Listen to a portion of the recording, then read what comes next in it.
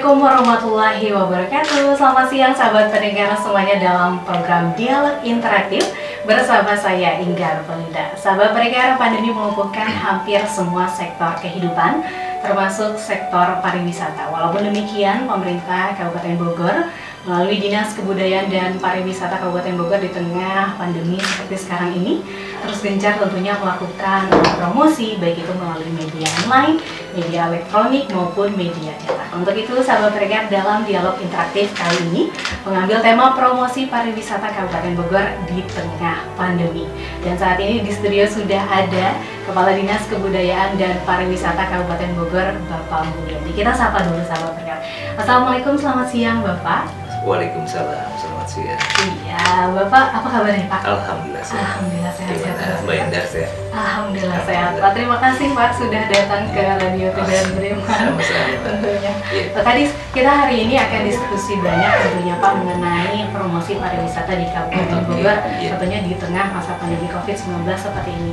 Nah, kita juga ingin mengetahui nih Pak, seperti apa sebenarnya tantangan normal baru yang sudah dilakukan atau juga yang sedang dipersiapkan oleh Dinas Kebudayaan dan Pariwisata Kabupaten Bogor. Silakan Pak Haris.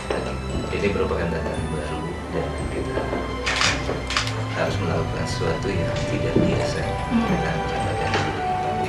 Iya. Kita tahu sebuah bencana internasional yang paling terkena dampak langsung adalah di pariwisata. Iya.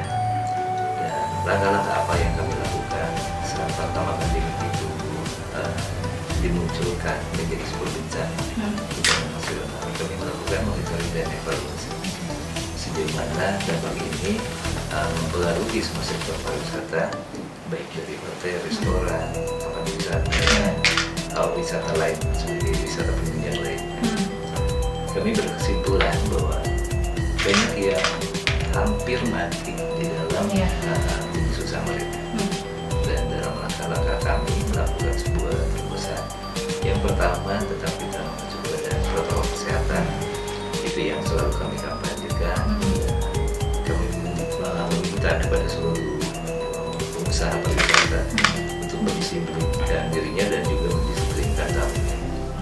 Yang kedua, konsepnya kami melakukan hal-hal yang bersifat metodologi baru dalam operasional usaha pariwisata.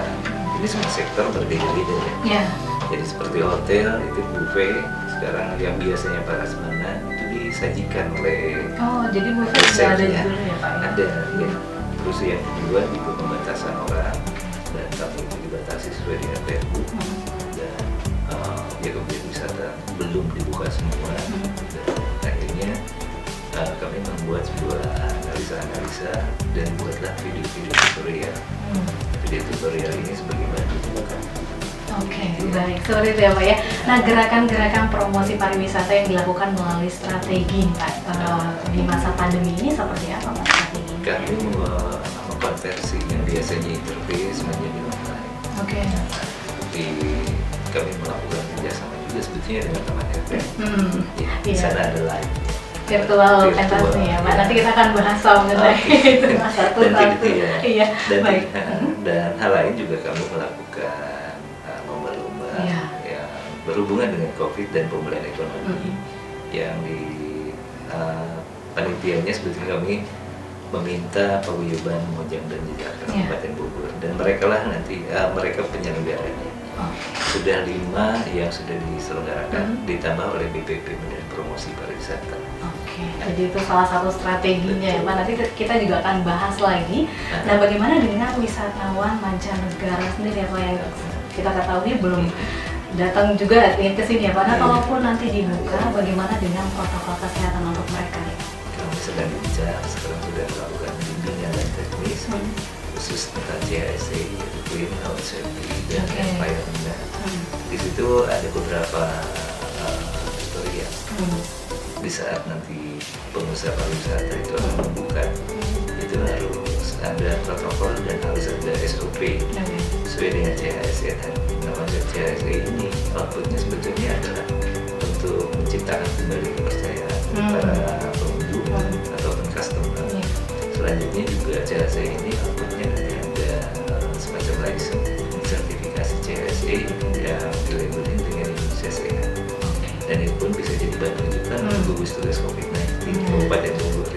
Jadi CHSE itu ada cleanliness ya Pak ya, kemudian juga H-nya itu healthy, kesehatan, S-nya safety, kemudian juga ada environmental, sustainable ya.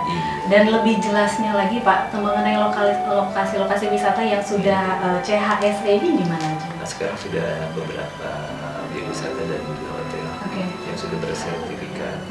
Ada 20 hotel dan mereka sebetulnya sudah bisa mengajukan sendiri di situs resmi Kemenparekraf. Di situ ada form assessment, jadi self assessment itu nanti akan diisi oleh para pengusaha. Selanjutnya tim asesor itu akan turun mengevaluasi semua. Hari ini kebetulan ada asesor yang ke desa wisata Batulayan. Oh, Batulayan, itu favorit Pak. Salah satu favorit juga ke situ. Dan kemudian Batulayan kemarin juga Asosiasi Desa Wisata sudah melakukan beberapa demo dan melakukan protokol kesehatan dan juga operasi desa wisata itu sendiri. Dan hari Minggu di Desa Tugu Selatan yang kalau ngambil tagline-nya sih pandemics. Jadi pandemik dipelesetkan jadi fun ya. Jadi sehari-hari kebahagiaan yang mix ya dari semua unsur desa wisata. Nah, di sana ada UMKM, budaya tarian, ada kawinan perudaknya atau kawinan orang Bengkulu. Lalu di situ juga ada permainan. Itu di mix di situ dalam konsep desa wisata. Yang tadi Bapak bilang ya, pandemi. Ya, walaupun masih pandemi seperti ini, tapi juga kita harus tetap fun ya Pak ya, tetap senang juga. Nah Pak, masalah penerapan protokol kesehatan tentunya sudah diterapkan ya. Bahkan pas awal-awal juga sampai ada rapid ya Pak ya, baik itu pegawai dan pengunjungnya. Sejauh ini apakah efektif Pak? Untuk sementara pendeteksi awal yang memang efektif. Efektif ya Pak ya? Karena rujukan dari rapid test ini kan, kalau yang reaktif itu harus di PCR atau di swab. Kalau kita lihat yang sekarang sudah dilakukan oleh Kabupaten Bogor itu sudah sangat ketat. Ya. Dan alhamdulillah gugus tugas di Kabupaten Bogor juga sangat aktif dan betul berharap masyarakat sehat. Tapi karena buffer zona penyangga dari ibu kota maupun kota-kota lainnya, ya harus migrasi itu sudah ditahan juga sih. Itu ya. Ya, dan jadi salah satu konsepnya yaitu CHSE. Jadi ya setiap nanti yang datang yang ke Kabupaten Bogor itu melihat sertifikasi. Tapi mereka juga ada satu syarat, harus sehat juga. Harus sehat jadinya. Apalagi kan wisatawan yang datang ke sini juga, wisata-wisata yang di sini juga banyak yang favoritnya ya Pak ya, puncak, taman safari, itu juga jadi harus protokol kesehatannya harus ketat juga. Nah kita nanti bakalan diskusi banyak juga ya Pak, dan mengajak juga untuk sahabat pendengar, mumpung ada Pak Kadisnya di sini, Bapak Pariwisata di Kabupaten Bogor, sahabat pendengar yang mau tanya-tanya juga silakan langsung saja di 0811966683. Kita jeda dulu Pak, jangan kemana-mana, tetap di Dialog Interaktif.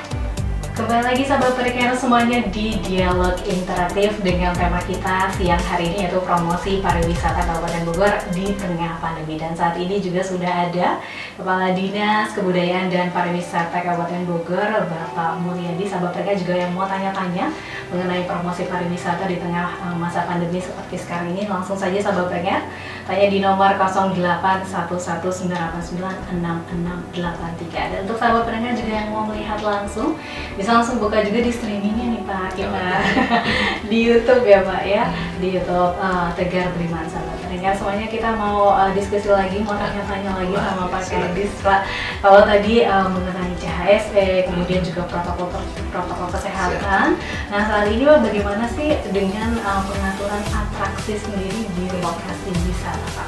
Kalau itu belum ada, tapi untuk handbooknya sudah ada. Itu bisa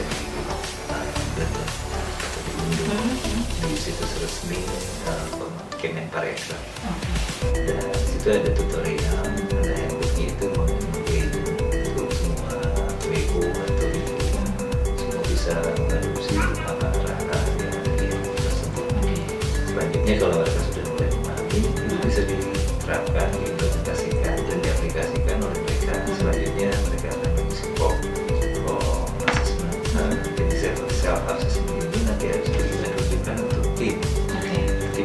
akan mengevaluasi langsung ke lokasi. Jadi simulasi apa aja yang nanti ditampilkan oleh mereka. Kalau mereka layak, berarti pertunjukan dan lain sebagainya itu sudah bersertifikat. Oke, jadi langsung aja unduh handbooknya sendiri ya Pak ya, sudah disiapkan. Nah, bagaimana dengan promosi rujukan wisata nih Pak? Karena sejauh ini kan sebelum pandemi, biasanya kita tahu yang lagi diperbincangkan, baru kita kesini gitu, apa yang lagi dirame. Nah, bagaimana dengan era adaptasi kebiasaan baru seperti saat ini Pak? Oke, ini pra-AKB, masuk ke adaptasi belum? Belum ya Pak? Jadi pra-AKB ini sebetulnya kita masih di fase-fase persiapan. Di AKB pun persiapan yang sekarang dilakukan ini tidak boleh dilepas. Jadi 3M juga harus dipakai. Selanjutnya juga protokol kesehatan dan usaha ini juga harus sama dan tidak boleh berubah. Artinya AKB ini juga tetap akan menjadi rujukan bahwa CSE ini adalah salah satu komposisi yang sangat penting. Dan Pak Kadis tadi di awal juga kita sudah singgung sedikit mengenai pentas virtual juga yang dilaksanakan di sini ya Pak, Studio Tegar Beriman. Kemudian juga ada lomba-lomba video lainnya, penciptaan lagu dan video-video kreatif lainnya. Nah, selain itu ada promosi menarik lagi nggak Pak yang sudah disiapkan di kedepannya? Ini kita coba dengan e-sport kemarin, dan ada 2 hari kita laksanakan e-sport. Dan e-sport ini olahraga yang memang masih bisa diadaptasi atau bisa diaplikasikan di saat COVID sekarang ini. E-sport sendiri itu banyak hal yang bisa ditampilkan di elektronik sport ini kan. Seperti sebelumnya MotoGP itu kan nggak ada, dia nggak ada race secara langsung.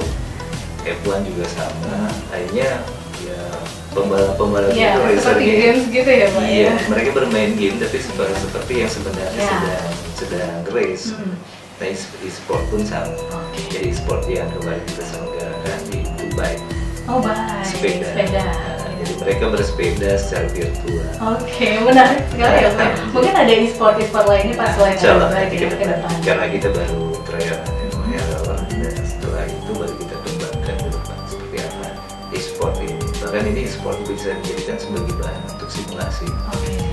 Simulasi atau simulator, walaupun adaptasi kebiasaan baru sudah terjadi, nah simulasi ini masih bisa kita manfaatkan. Nah, semua virtual ini kan sebuah ilustrasi seperti hal yang sebenarnya terjadi. Dan aspek lain yang juga lebih menguntungkan buat aplikator. Jadi mereka nanti akan membuat aplikasi-aplikasi. Dan alhamdulillah di Kabupaten Bogor, SMK 1 Ciamas itu mewakili Indonesia. SMK 1 Ciamas. Itu tim mereka itu mewakili Indonesia ketika internasional di negeri Jerman, dan mereka membuat sebuah aplikasi game. Gamenya itu berbasis COVID-19.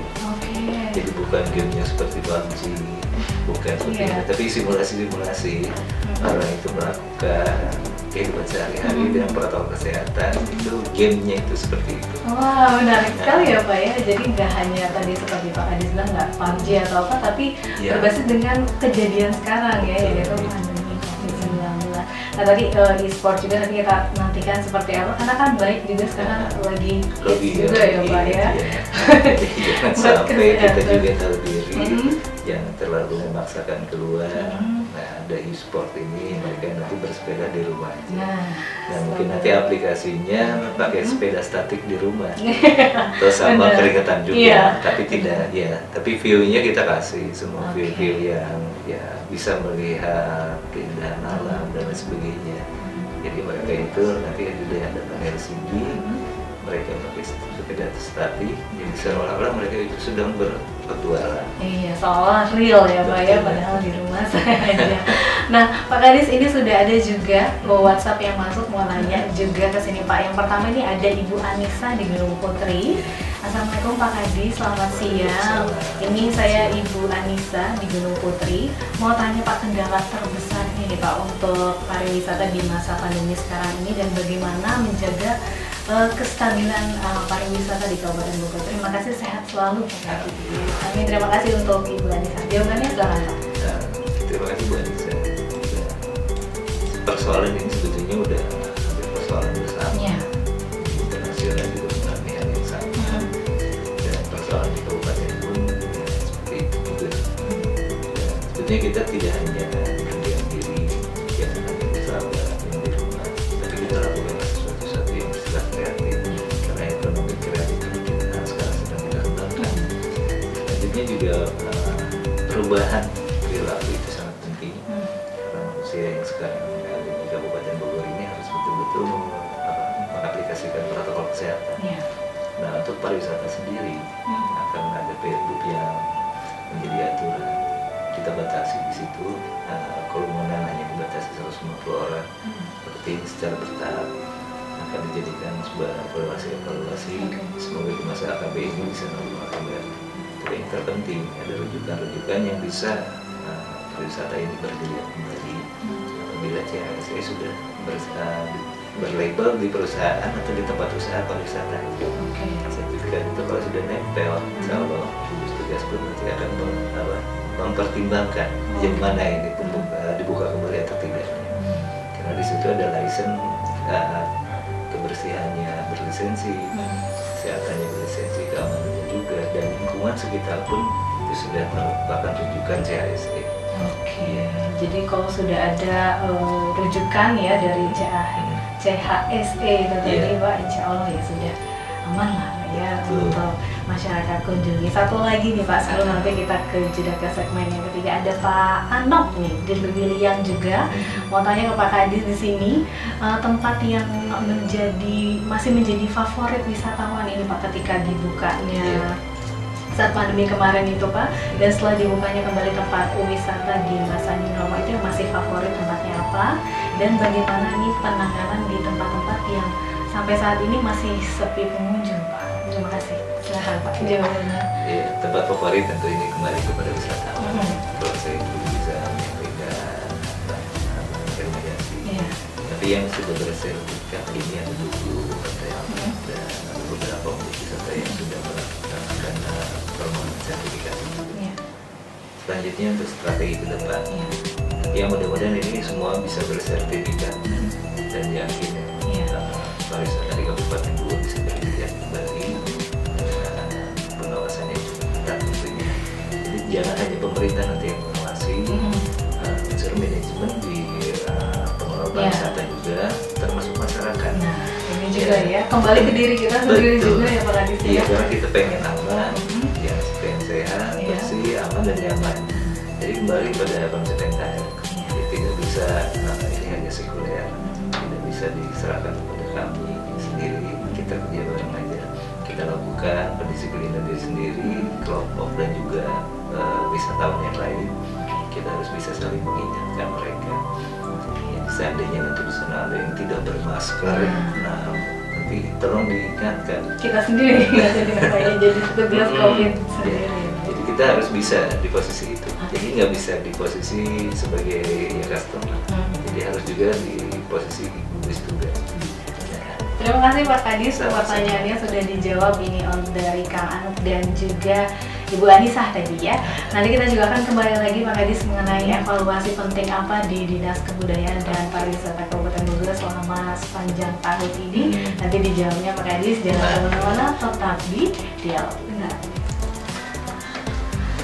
Sahabat pendengar, kita kembali lagi di Dialog Interaktif masih bersama Bapak Kadis, Bapak Mulyadi. Sahabat pendengar, di segmen yang terakhir kita juga masih berdiskusi ya Pak ya, mengenai tema kita yaitu promosi pariwisata Kabupaten Bogor di tengah pandemi. Dan sahabat pendengar, saat ini juga kita telah kedatangan nih Pak, selamat datang dari tim Diskominfo Kabupaten Bogor Muara Enim Pak, jauh-jauh ya, yang dipimpin langsung oleh Pak Roni Kabid PIK. Nah, di sini juga ada programnya Pak ya. Kita akan tanya-tanya juga di bersama Muara Enim ya. Dan sahabat pendengar, kita lanjutkan lagi dialog interaktif bersama Pak Kadis di sini Pak. Jadi kita sudah berbincang banyak juga. Nah, kali ini yang mau ditanyakan, evaluasi penting apa nih Pak di Dinas Kebudayaan dan Pariwisata Kabupaten Bogor sepanjang tahun ini? Kita flashback dulu buat pariwisata di Kabupaten Bogor. Banyak sekali kita eksplor dan kita juga bisa memanfaatkan semua itu. Tapi tidak hanya kita mengeksplorasi, tapi juga harus pada perlindungan. Saat ini kami sedang menyusun rencana peraturan daerah tentang rencana induk pariwisata Kabupaten Bogor. Jadi rencana induk adalah sebuah master plan. Nanti akan ada turunan-turunan aturan yang bisa diadopsi oleh dinas-dinas lain, termasuk Kominfo juga. Jadi artinya semua yang ada di Kabupaten Bogor ini legalitasnya itu kita akan coba terbitkan, kita akan coba yang semua itu termasuk area-area yang ada pengelolaan BUMN seperti Setu itu kan di BKSDA, terus hutan itu di Taman Nasional, dan kebun teh ini yang selalu menjadi selfie point terbaik, terbanyak, terbooming. Nah itu kan ada di PTP, dan beberapa juga area-area yang ada di perhutani. Kami hanya baru bisa melaksanakan MOU dengan perhutani, dan kami sedang menyusun PKS-PKS-nya. Jadi ini legal dulu yang harus kita selesaikan. Selanjutnya master plan ini juga nanti ada beberapa lokasi yang menjadi kawasan yang strategis pariwisata dan kawasan pengembangan. Strategis ini masih di area ibu kota, Cibinong dan Babakan Madang. Selanjutnya untuk pengembangan ke arah barat dan timur. Nah itu dulu yang kita coba analisis. Dan pengembangan ke depan 2021 ini kita sudah mulai pada fase kerja. Jadi juga yang akan ditanyakan selanjutnya. Oh gitu, udah kejawab dulu. Silakan. Iya, udah saya tahan dulu jawab. Karena program kita ke program tahun depan ya, karena sekarang sudah di akhir juga Pak, sudah memasuki Desember di penutupan tahun 2020. Nah kedepannya nih Pak untuk program di tahun 2021 ini untuk Dinas Budaya dan Pariwisata seperti apa? Itu sudah teragendakan dan sudah terkoordinir dalam Perda melibatkan kita, dan bahkan kita tidak hanya Dinas Budaya Pariwisata saja, dinas lain pun nanti bisa ikuti dalam konsep bersama. Jadi artinya kegiatan-kegiatan yang ada di Kabupaten Bogor pariwisata. Jadi kita melihat aktivitas atau lokasi wisata, tapi di area tersebut jalannya kurang memadai dan sebagainya. Nah, dinas lain ini bisa masuk ke programnya, seperti PUPR nanti akan memperlebar jalan atau memberikan ruang yang lebih luas lagi. Jalur ke sana pun dipermudah dengan jalan yang sangat mulus dan sebagainya, sehingga ekspektasi wisata di Kabupaten Bogor ini adalah lebih baik lagi. Dan ada area wisata seperti Indah sekarang sudah membangun rest area di Cisarua. Oh iya. Nah di situ juga bisa dipakai untuk atau konsep UMKM yang bisa berjalan di sana, craftnya juga bisa ditembak di sana, termasuk nanti ada dome itu seperti apa ya, panggung yang ke bawah itu. Iya. Nah itu juga untuk tampilan dan atraksi-atraksi seniman dan budaya di Kabupaten Bogor. Itu di mana Pak? Rencananya masih di Cisarua? Di rest area. Nah, dan di situ pun mudah-mudahan TIC bisa kita simpan. Nah, tapi kalau saya sih konsepnya TIC milenial. Ada TIC, ada kafe. Iya. Tapi kita mengenalkan produk kopi yang sebetulnya sudah mendunia. Ya, kopi Kabupaten Bogor itu apa ya? Ada namanya kopi Cibulau. Oh, Cibulau ya. Yang sudah dipromosikan juga sama Bupati ya Pak. Walaupun kopinya warna hitam sama Cibulau. Ada blue-bluenya. Ya, mungkin yang menyeduhnya itu blue ice ya, matanya biru. Oke Bang Adis, kedepannya juga apa inovasi atau terobosan nih Pak untuk pariwisata di Kabupaten Bogor, apa promosikannya, ataupun kan karena tadi juga ada e-sport ya, kemudian juga ada lomba-lomba. Nah kedepannya terobosan dan inovasi apa lagi? Seperti kami udah coba kemarin di event dari itu kita mengenalkan transaksi elektronik. Walaupun ini di kota itu hal yang biasa, tapi untuk desa wisata ini kan hal baru. Ya, jadi mereka itu membuat semacam aplikasi. Nah, nanti ada transaksi di situ. Jadi yang di craft yang ada di UMKM itu kita taruh barcode itu. Termasuk makanan di sana pun tinggal scan barcode, nanti menunya muncul. Nah itu udah aplikasi di pandemi. Tapi untuk ke depan kami sedang mencoba membangun website sendiri, bukan tidak percaya dengan website Kabupaten Bogor, tapi ini sebetulnya ingin menjadi ke depan itu menjadi payment gateway pariwisata Kabupaten Bogor. Jadi sebuah transaksi terusan, nanti paket wisata ada di situ. Jadi tinggal klik aja paket wisata. Nah, sudah bisa masuk ke Kabupaten Bogor, mulai dari bandara ke lokasi wisata, terus ke lokasi penginapan, terus makan di mana, kecuali yang di ya. Kalau oleh-oleh nggak bisa dipakai. Jadi sudah ada rujukannya ya, udah, Pak, di situ. Betul. Nah, yang sekarang kita coba akomodir itu payment gateway. Selanjutnya payment gateway ini harus terrekomendasi dengan tadi konsep CSE. Jadi CSE ini adalah sebagai bahan rujukan pertama supaya ya wisatawan pun jadi sehat, wisatawan aman, dan yang datang kemari pun tetap dengan tutorial dan protokol kesehatan. Itu harus dibawa juga, tidak boleh sembarang masuk gitu. Jadi kan nanti ada klaster baru juga. Oke, jadi tetap ya Pak, CHSE ini sahabat pendengar juga tetap diterapkan. Dan yang terakhir nih Pak, silakan closing statement untuk tema kita, yaitu promosi wisata Kabupaten Bogor di tengah pandemi saat ini, ataupun harapan nih Pak ke depannya untuk pariwisata di Kabupaten Bogor khususnya seperti apa? Silakan Pak Adis. Untuk saya mungkin harapan ya, harapan ke depan semua stakeholder pariwisata termasuk pemerintah dan juga masyarakat Anda yaitu semuanya membantu mengkampanyekan CSE. Selanjutnya semua pelaku usaha pariwisata ya untuk mencoba registrasi CSE supaya mereka bisa mendapatkan sertifikat. Kalaupun ada proses yang cukup panjang, itu adalah sebuah proses dan tetap harus ditempuh sehingga trust dari pengunjung dari Kabupaten Bogor pun nanti akan menjadi tinggi. Itu yang pertama. Yang kedua juga semoga COVID di Kabupaten Bogor ini dapat berkurang dan bahkan bisa diputus mata rantainya dengan konsep CSE dan ekonomi di Kabupaten Bogor makin bergeliat dan mudah-mudahan bisa normal dan di masa akan pun tetap kita selalu melakukan protokol kesehatan.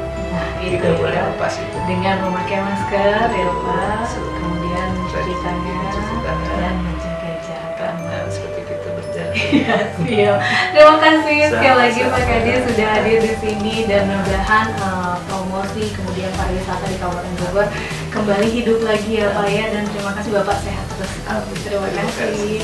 Nah itu dia sahabat pendengar dialog interaktif hari ini bersama Pak Kadis, Bapak Mulyadi, dan untuk sahabat pendengar juga terima kasih banyak yang tadi sudah tanya-tanya ya Pak Kadis, nanti juga kesini lagi mungkin Pak ya dengan tema-tema lainnya lagi.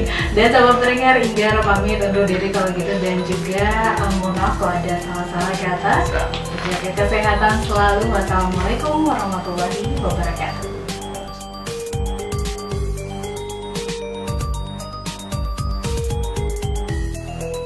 Assalamualaikum warahmatullahi wabarakatuh.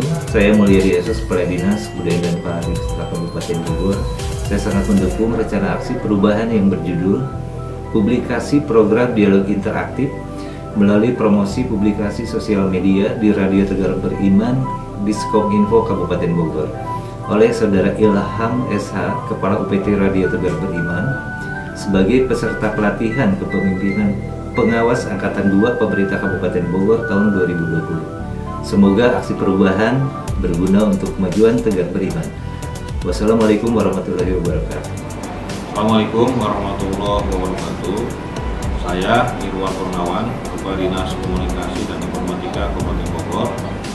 Sehubungan dengan adanya rancangan aksi perubahan yang berjudul Publikasi Program Dialog Interaktif melalui promosi publikasi sosial media di Radio Tegar Beriman Diskominfo Kabupaten Bogor yang diusulkan oleh Saudara Ilham Sugeng Hukum, Kepala UPT Radio Tegar Beriman. Saya sangat mendukung karena dengan adanya proyek tersebut akan mendorong peningkatan kinerja UPT Radio di masa mendatang dalam rangka pelayanan, di samping untuk menginformasikan, mengkomunikasikan program-program yang ada di Kabupaten Bogor, juga sebagai sarana media komunikasi dengan masyarakat Kabupaten Bogor. Mudah-mudahan proyek ini akan menjadi akan bisa diterapkan dan diaplikasikan di Koordinasi Komunikasi dan Informatika. Terima kasih. Assalamualaikum warahmatullahi wabarakatuh. Assalamualaikum warahmatullahi wabarakatuh. Saya Ratih Purnamasari, Kepala Bidang Pengelolaan Informasi dan Komunikasi Publik, pada Dinas Komunikasi dan Informatika Kabupaten Bogor. Dan mentor dalam aksi perubahan ini sangat mendukung rancangan aksi perubahan yang berjudul Publikasi Program Dialog Interaktif melalui promosi publikasi sosial media di Radio Tegar Beriman Diskominfo Kabupaten Bogor oleh Saudara Ilham SH, Kepala UPT Radio Tegar Beriman sebagai peserta pelatihan kepemimpinan pengawas Angkatan 2 Pemerintah Kabupaten Bogor tahun 2020. Semoga aksi perubahan berguna untuk kemajuan Radio Tegar Beriman. Wassalamualaikum warahmatullahi wabarakatuh.